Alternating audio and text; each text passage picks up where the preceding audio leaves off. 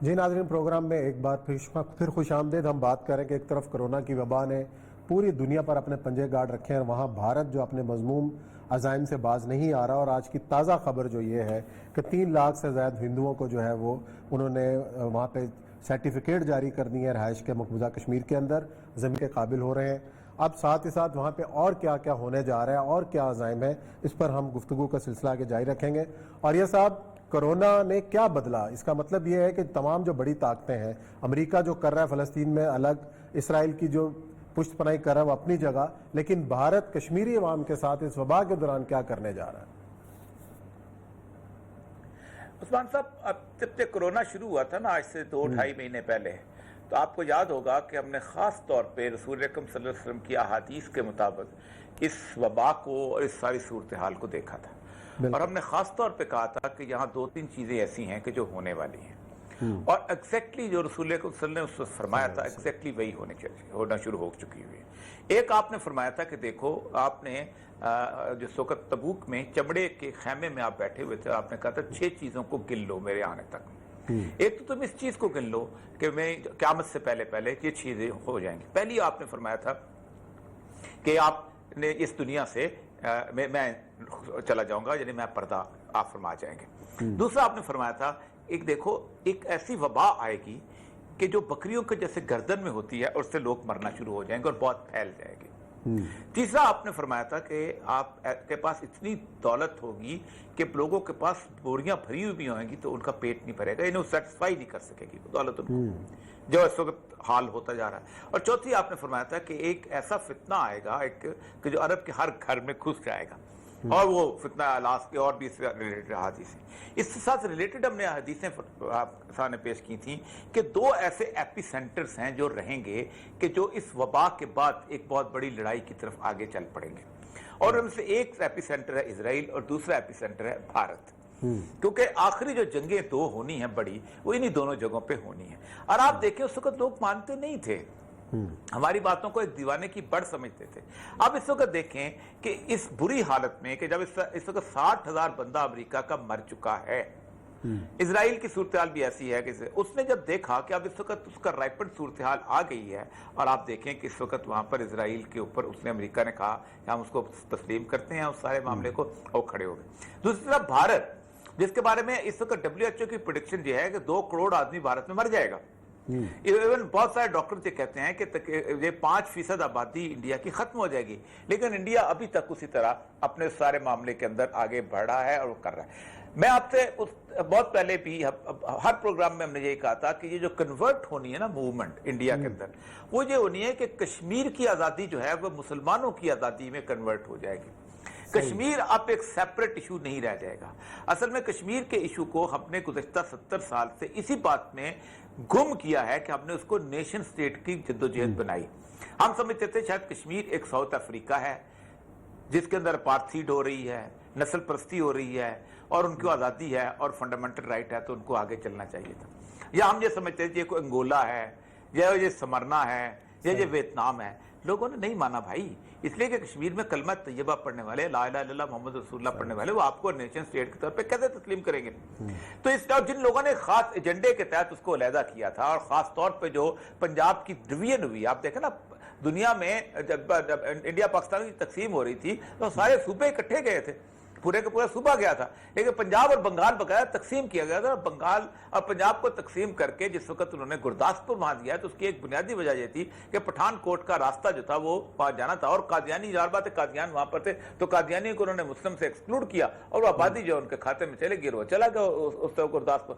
تو اس وجہ یہی تھی کہ کشمیر کو باقاعدہ ڈیزائن کے تحت انڈیا کو دیا گیا تھا تاکہ وہ انڈیا کے ساتھ چلا گیا۔ اب انڈیا جو ہے انہوں نے اس کو اس میں سے نکالا ہے۔ دوسری چیز یہ ہے کہ جو رسول اکرم صلی اللہ علیہ وسلم کی احادیث جو بار بار ہم نے سنائی ہیں اس خطے کے بارے میں، وہ یہ تھی کہ خراب السندھ من الہند، ہند سندھ جو ہے نا جس میں ہم رہتے ہیں، اس کی خرابی جو ہے، اس پہ لڑائی جو ہے، اس پہ جو مار کٹائی ہوگی وہ ہند کی طرف سے ہوگی، اور خراب الہند بالسین، اور ہند کی تباہی جو ہے وہ چین کرے گا۔ اب یہ 1400 سال پہلے کبھی کسی نے سوچا تھا کہ وہ چینی جن کو افیمچی کہا جاتا تھا، وہ اقبال کہتا ہے نا کہ گراں خواب چینی سنبھلنے لگے، حوالہ کے چشمے ابلنے لگے. وہ گراں خواب چینی بنیادی طور پر اقبال نے اسی لیے کہا تھا کہ رسول اکرم نے کہا تھا کہ ایک وقت ایسا آئے گا.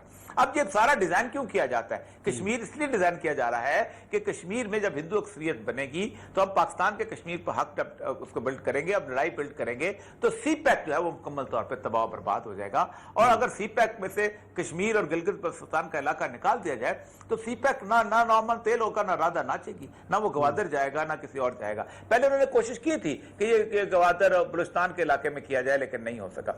آج میں ایک بہت بڑا آرٹیکل پڑھ رہا تھا جس کو ہم مس کر رہے ہیں اس انٹرنیشنل سینیریو میں. وہ یہ تھا کہ طالبان جو ہیں اگر یہ صورتحال سینیریو جاری رہی تو طالبان اگلے 1-1.5 مہینے کے اندر ٹیک اوور کر لیں گے اور افغانستان میں اپنی گورنمنٹ بنا لیں گے. اور اس کے اندر جو واشنگٹن پوسٹ نے لکھا ہے کہ سب سے بڑا نقصان جو ہے وہ بھارت کو ہوگا. اور انشاءاللہ کل ہم کوشش کریں گے کہ طالبان کی اس پوری نے مس کیا اس کو. اتنی بڑی ڈیولپمنٹ وہاں پر ہو رہی ہے، اتنی بڑی سچویشن وہاں بلٹ اپ ہو رہی ہے، لوگ رہا ہو رہے ہیں. اس کا مطلب یہ ہے کہ اس سے پہلے انڈیا کچھ کرنا چاہتا ہے. اور مجھے خطرہ یہی ہے کہ طالبان کی حکومت آنے سے پہلے انڈیا جو ہے وہ کسی نہ کسی طور پر پاکستان پہ ایک چھوٹے لیول کا اٹیک کرنا چاہتا ہے. اس کے اٹیک کا ایک مسئلہ یہ ہے کہ یہ نہیں ہے کہ پاکستان انڈیا کی لڑائی شروع ہو جائے گی. ہوگا یہ کہ انٹرنیشنل اٹینشن آئے گی اور عالمی طاقتیں جو ہیں اپنی فوجیں یہاں پر کھڑا کریں گی کہ یہ بڑا فلیش پوائنٹ ہے تو یہاں بھی فوج کھڑی کر دو، وہاں بھی فوج کھڑی کر دو، وہ بن گیا وہ بن گیا. اور جب اقوام متحدہ کی بارڈر پہ آبزرورز آ کے بیٹھ گئے، سیز فائر شروع ہو گیا، عالمی طاقتیں بیچ پڑ گئی تو آپ کی ساری اکنامک ایکٹیویٹی تو ختم ہو جائے گی نا. آپ اس کے بعد سی پیک چلائیں یا کچھ چلائیں، کیا کریں، کچھ نہیں کر پائے نا. یہ ہے اصل میں پلان. اور یہ پلان 2020 کے اندر انہوں نے کرنا ہی کرنا ہے. یہی وجہ ہے کہ انہوں نے آج وہاں پر اپنا جموں کشمیر میں جو 3 لاکھ لوگوں کو سری نگر کے علاقے میں بھی کیا ہے. اب یہ ہے کہ یہ موومنٹ جو ہے وہ کشمیر سے نکل کے پورے برصغیر کے مسلمانوں کی موومنٹ بنے گی. اور پاکستان بیچ میں رہ جائے نا سینڈوچ.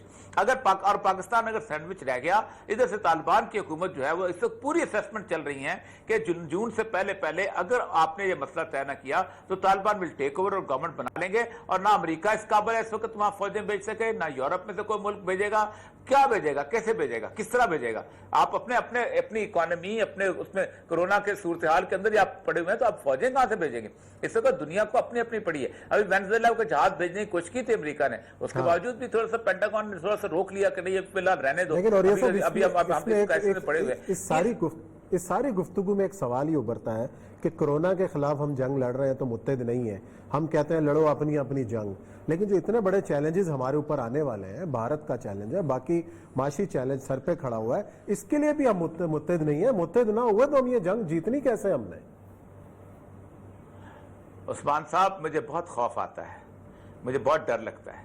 اور ڈر اس لیے لگتا ہے کہ پاکستان کے اندر اس وقت یہ قیادت ہے، یہ اس کی فور سائٹڈنس سے مجھے ڈر لگتا ہے. یہ دور کی دیکھ ہی رہے. دیکھیں عمران خان ان لوگوں میں سے ہے جن کے ساتھ ہم نے ایک امیدیں وابستہ کی تھیں کہ یہ کرپٹ نہیں ہے، یہ بددیانت نہیں ہے. اس کی ایک مکمل طور پہ ایک ویلفیئر کی ایک پوری کی پوری ایک تاریخ ہے. اس نے شوکت خانم کے لیے پاگلوں کی طرح فنڈ اکٹھا کیا، اس نے شوکت خانم کے لیے وہ کیا، وہ سمجھتا تک. لیکن اگر آپ عمران خان صاحب جو ہیں وہ دماغ کے اندر ایک چیز یہ بٹھا لیں کہ میں نے اور کچھ نہیں کرنا، صرف 2-3 چیزیں جو میرے ذہن میں آ گئی ہیں کہ میں نے اس کو لٹکانا ہے، میں نے اس کو لٹکانا ہے، یہ خراب ہے، یہ برا ہے، تو پھر تو اس کا مطلب یہ ہے کہ پھر تو ہم گئے کام سے. دیکھیں مسئلہ سارا جو ہوتا ہے، میں آپ کو ایک مثال بتاؤں. اکبر بگٹی کا ایک بیٹا تھا طلال بگٹی جو ابھی فوت ہو گیا. طلال بگٹی کے بارے میں اس کو شکایات ملی کہ یہ بندہ جو ہے جو بہت فضول حرکتیں کرتا ہے، تو اس نے اس کو ڈیرا بگٹی کے لیے دربدر کر دیا اور اس کو کہا اب یہ میری شکل نہیں دیکھے گا، میری مرنے کے بعد بھی نہیں آئے گا. اور وہ اپنے دنیا میں پاکستان سے بھی نکل گیا، پھر کہیں پنجاب میں آ کے آباد ہو گیا. اب جس وقت اکبر بگٹی کی لڑائی شروع ہوئی ہے وہاں پر، جب اس کا بیٹا مارا گیا ہے، تو سب سے پہلے اس نے فون کر کے طلال بگٹی کو بلایا اور کہا کہ تم آ جاؤ، اس لیے کہ اب ہم لڑ رہے ہیں، اب میرا تمہارا اختلاف ختم ہے. مسئلہ سارا یہ ہے کہ آپ کو اندازہ نہیں ہے کہ آپ اس وقت پوائنٹ سکورنگ کر رہے ہیں یار. آپ اس وقت کیمرے لے کے جا رہے ہیں کہ 12,000 میں نے اس کو دے دیا، وہ کیمرے لے کے جا رہا ہے میں نے اس کو یہ دے دیا، آپ اس کو گالی دے رہے ہیں، آپ اس کو گالی دے رہے ہیں. آپ کا کوئی فیس ہی نظر نہیں آتا یار. بڑی تکلیف سے بات ہے. آپ مجھے یہ بتائیے عمران خان صاحب نے کسی ایک کو میٹنگ ایسی بلائی جس میں پاکستان کے اندر اس وقت ہزاروں لوگ کام کر رہے ہیں لوگوں کو کھانا دینے کے لیے؟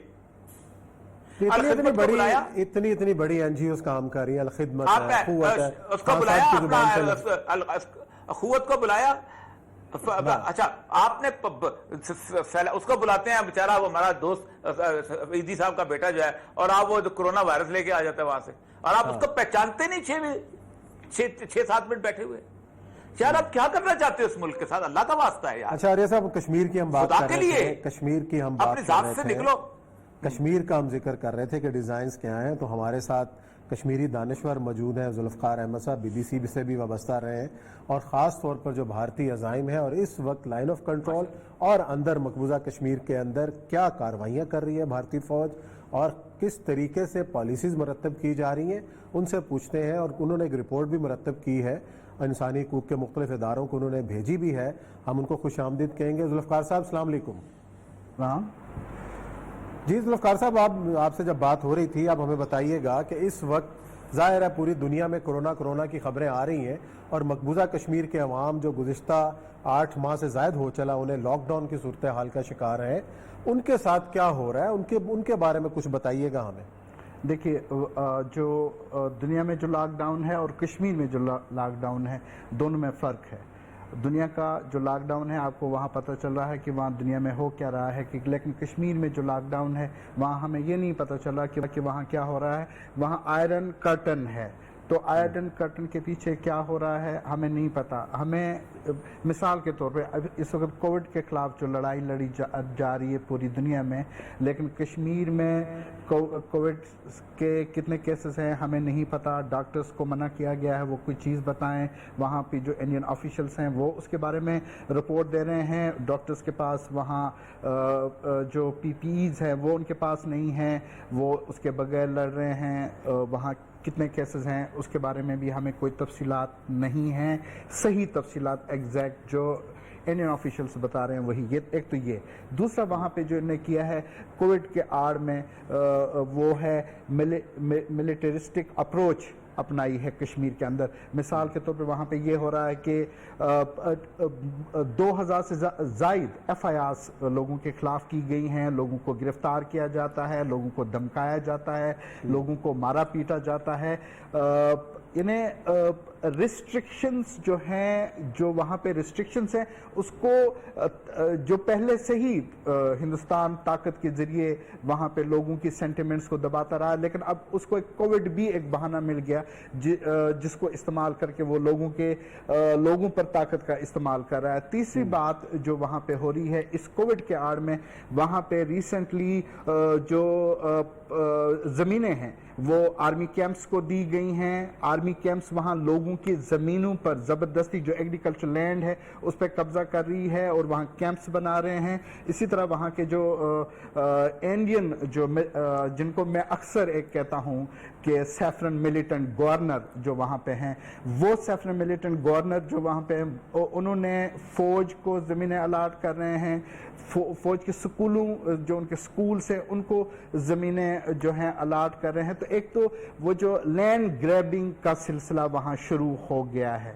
تیسری بات جو اس کووڈ کے آڑ میں کی جا رہی ہے وہ یہ ہے کہ وہاں پہ سیولینز کو کل ایک واقعہ ہوا وہاں پہ جو مطلب انہوں نے یہ سرچ اینڈ کارڈن آپریشن کیا. اس سو کال سرچ اینڈ کارڈر آپریشن میں انہوں نے ایک نوجوان کو اس کے گھر سے کڈنیپ کیا اور مارا، اس کو شہید کیا، اور بعد میں یہ کہا گیا ہے کہ یہ اوور گراؤنڈ ورکر تھا کسی تنظیم کا، عسکری تنظیم کا. تو یعنی کہ اب وہ کسی بھی سیولین کو مار کے یہ کہہ سکتے ہیں کہ یہ اوور گراؤنڈ. اچھا، لائن آف کنٹرول پر جو حالیہ دنوں کے اندر کارروائیاں ہو رہی ہیں، انہوں نے بھارتی فوج جو لائن آف کنٹرول کے اوپر، ذوالفقار صاحب، بھارتی فوج جو لائن آف کنٹرول کے اوپر کارروائیاں کر رہی ہے، سویلین آبادی کو نشانہ بنا رہی ہے، اور خاص طور پر سنائپرز کے ساتھ جو نشانہ بنا کل بھی خاتون کی شہادت ہوئی ہے، سنائپرز کے نشانے سے ان کی شہادت ہوئی ہے. یہ سنائپرز کہاں کے یہ جو رجحان ہے یہ کب سے شروع ہوا ہے، اور آپ نے اپنی رپورٹ میں بھی کہیں اس کا ذکر کیا ہے؟ دیکھیے، ہمارا ایک المیہ ہے، ایک کلیکٹیو ایک المیہ ہے کہ جب ہمارے وکٹمز ہوتے ہیں ہم اس کو ڈاکومنٹ نہیں کرتے. یہ ہمارا کلیکٹیو ایک المیہ رہا ہے اس طرف بھی اور اس طرف بھی. لیکن اب اس طرف بھی کچھ ایسے لوگ ہیں، انڈیویجولز ہیں جو وہاں پہ ایویڈنسز کلیکٹ کر رہے ہیں، اور اس طرح بھی ہم نے یہ کام شروع کیا. اور میں نے تھوڑی بہت کوشش کی کہ اس پہ تھوڑا ایویڈنسز ہم کلیکٹ کریں, ایک فول پروف ڈیٹا بیس ہمارے پاس ہو. اس کی شروعات ہوئی ہے, بہت بڑا کام ہے, وقت لگے گا, لیکن 90 سے ہندوستان جو ہے ایک تو موٹر اور ارٹلری پہلے ہی یوز کر رہا ہے UN monitor ceasefire line پر, اس طرف جو سول پاپولیشن ہے اس کے خلاف, لیکن 90 سے ہی وہ تین یہ جو ہے سنائپر رائفلز استعمال کر رہا ہے سیولینز کے خلاف, اور آج تک جتنے بھی اینین سنائپر سے جو لوگ مارے گئے ہیں وہ بچے, خواتین اور مرد ہیں, اور سارے کے سارے سیولینز ہیں. پہلے راشین سنائپر رائفل ہندوستان استعمال کر رہا تھا UN monitor ceasefire line پہ, آزاد کشمیر کے سیولینز پہ, لیکن اب لاسٹ ایئر جنوری فیبروری میں انہوں نے امریکن اور اٹیلین سنائپر رائفلز حاصل کیے. کل بھی جو شہادت ہوئی ہے وہ اٹیلین سنائپرز ہوئی ہے. بہت شکریہ ذوالفقار صاحب, یہاں ہمارے سیگمنٹ کا جو ہے وقت ختم ہوا. تو ناظرین یہاں لیتے ہیں بریک, اور بریک کے بعد آئیں گے اور ذکر کریں گے مشن اسار کا, اور ہمارے ساتھ ٹیلی فون لائن پر موجود ہوں گے ڈاکٹر امجد ثاقب.